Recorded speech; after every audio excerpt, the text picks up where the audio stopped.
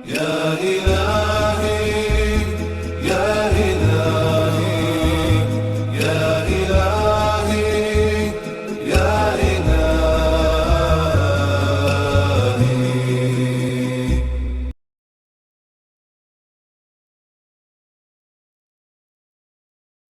میں یہاں پر سید الانبیاء صلی اللہ علیہ وسلم کی ان 18 حدیثوں کا ذکر کروں گا کہ جہاد ہند کے بارے میں ہیں. آپ صلی اللہ علیہ وسلم نے ہمیشہ مختلف چیزوں کے بارے میں بتایا ہے، لیکن جہاد ہند کی جو 18 حدیثیں ہیں اس کے اندر آپ صلی اللہ علیہ وسلم نے باقاعدہ ٹائم لائن بتائی ہے کہ یہ کب ہوگا، کس وقت. مطلب کوئی یہ نہ سمجھ لے کہ محمود غزنوی کا جہاد ہند تھا یا محمد بن قاسم کا جہاد ہند تھا یا شہاب الدین غزوہ ہند. جی وہی غزوہ ہند میں بتاتا ہوں کیوں غزوہ کہتے ہیں.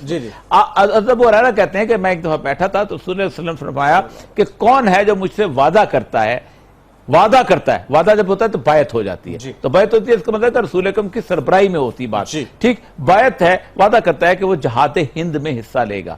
تو حضرت ابو ہریرہ کہتے ہیں کہ آپ نے پھر فضیلت بیان کی کہ اللہ نے جہنم کی آگ 2 لوگ لشکروں پر حرام کی. ایک وہ جو غزوہ ہند میں حصہ لے گا اور دوسرا وہ جو عیسیٰ ابن مریم کے ساتھ ہوگا. پھر آپ صلی اللہ علیہ وسلم نے فرمایا کہ جب یہ لوگ فتح حاصل کر لیں گے اور ہند کے حکمرانوں کو بیڑیوں میں جکڑ کر لے کے آئیں گے تو اپنے درمیان عیسیٰ ابن مریم کو پائیں گے. یعنی وہ حدیث ہے کہ جس پہ ابو ہریرہ کہتے ہیں میں کھڑا ہو گیا اور میں نے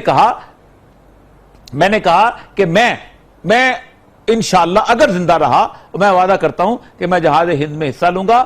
اگر میں مارا گیا تو میں افضل الشہداء میں ہوں گا اور اگر میں زندہ بچا تو جہنم کی آگ میرے اوپر حرام ہو چکی ہوگی.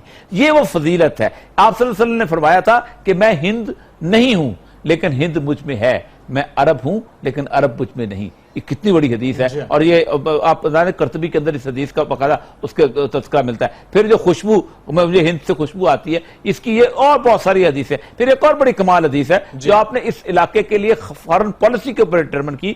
آپ نے فرمایا خراب السند بالہند و خراب الہند بالسند، کہ سندھ کی جو خرابی ہے، سندھ میں جو تباہی آئے گی. اب سندھ میں بلوچستان بھی شامل تھا اس وقت، سندھ میں دیوبند بھی شامل تھا.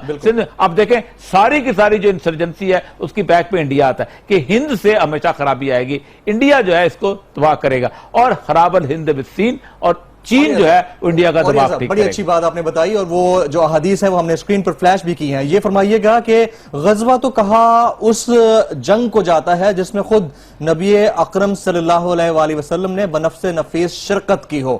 تو جب وہ شرکت نہیں کریں گے تو پھر اس کو ہم غزوہ کیسے کہہ سکتے ہیں؟ لیکن جب وہ آپ نے بیعت لے لی نا اس ہند کے لیے تو پھر اس کا مطلب یہ ہے کہ کمانڈ اینڈ کنٹرول جو ہے قسم کا ان کے ہاتھ میں چلا گیا. ہم سارے نائبین کے طور پہ یہاں پر جو لڑیں گے وہ نائبین کے طور پہ لڑیں گے. آپ اندازہ کریں کہ عبداللہ شاہ غازی کے مزار پہ آپ چلے جائیں تو 92 ہجری میں وہ یہاں تشریف لائے ہیں. 92 ہجری میں امام نفس زکیہ کے بیٹے تھے، اس لیے لائے تھے کہ کل ہوتا غزوہ ہند آ جائے تو میں اس میں شریک ہو جاؤں. کتنے لوگ تھے جو وہاں سے چل کے یہاں آتے تھے کہ ہم غزوہ ہند کے اندر شریک ہو گئے، سعادت کو حاصل کریں گے. اصل مسئلہ یہ ہے کہ اس وقت پوری دنیا کے اندر اگر کہیں شرک بالذات وجود میں رکھتا ہے، باقی شرک جو ہیں وہ بہانے کے شرک ہیں کہ مطلب ہم اوتار مان لیتے ہیں.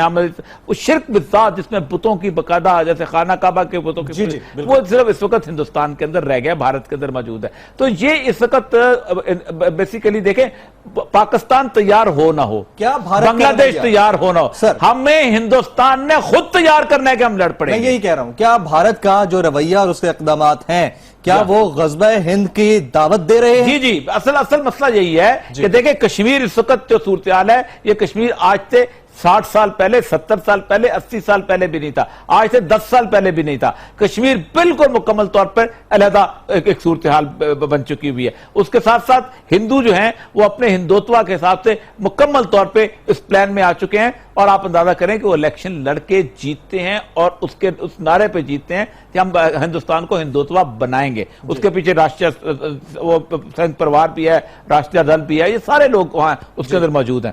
ٹھیک.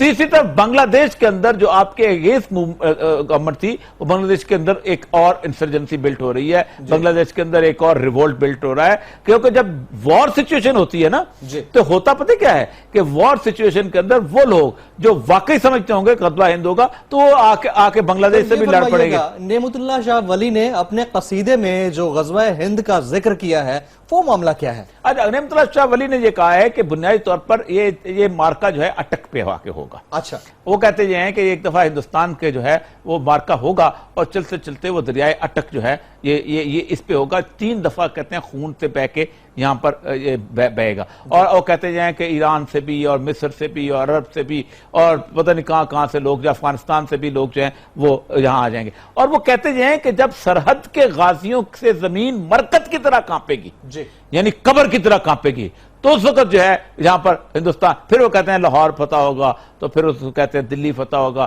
تو پھر وہ کہتے ہیں بجنور فتح ہوگا, پھر وہ کہتے ہیں کشمیر فتح ہوگا. جی, تاریخ کو اگر دیکھا جائے تو پاکستان کے بھارت کے ساتھ 4 مارکے ہو چکے ہیں. ہم سب اس کو اچھی طرح جانتے ہیں. 1965 اور 71 کا زیادہ بڑا تھا, پھر 99 کارگل کی اگر بات کی جائے تو یہ جو مارکے ہیں کیا یہ بھی غزوہ ہند کے ہی زمرے میں آتے ہیں؟ دیکھیں, مجھے ایک سوال کیا تھا کہ پاکستان جو ہے ایک غریب ملک ہے اور اس غریب ملک کو ایٹم بم بنانے کی کیا ضرورت تھی. ٹھیک ہے, تو میں نے کہا تھا کہ بنیادی طور پر دیکھیں atom bomb, Nigeria oil rich country ہے, ایٹم بم بنانے چلا نہیں بنا سکا, عراق نہیں بنا سکا, سعودی عرب کے پاس پیسے کی کمی ہے نہیں بنا سکے, ایران کے پاس ٹیکنالوجی, مطلب آپ اندازہ کریں ان کے نیوکلیر سائنٹسٹ اتنے ہیں جس کی حساب ہی نہیں, وہ نہیں بنا سکے. پاکستان میں بن گیا.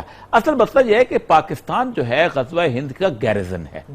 گیرزن میں کچھ اور نہیں ہوتا, گیرزن میں ایفل ٹاور نہیں بنتا ہوتا, ٹھیک ہے, گیرزن میں سکائی سکیپر نہیں بنتے ہوتے, گیرزن میں ایٹم بم بھی بنا کرتا ہے. اور وہ ایٹم بم اللہ تبارک و تعالیٰ نے یہاں پر ایٹمی طاقت اس لیے بنایا ہے کہ کل کو اس خطے نے بنیادی طور پر اس دوسرے خطے کے ساتھ لڑائی کرنی ہے. اور یہ ہم کتنے بھی پیسفل ہو جائیں, ہم کتنے بھی یہاں پر کمپرومائز کر لیں, ہمارے ہاں کتنے بھی کر لیں, ہندوستان نے ہمیں اس پہ مجبور کرنا ہی کرنا ہے. یہ ہماری الٹیمیٹ ریالٹی ہے.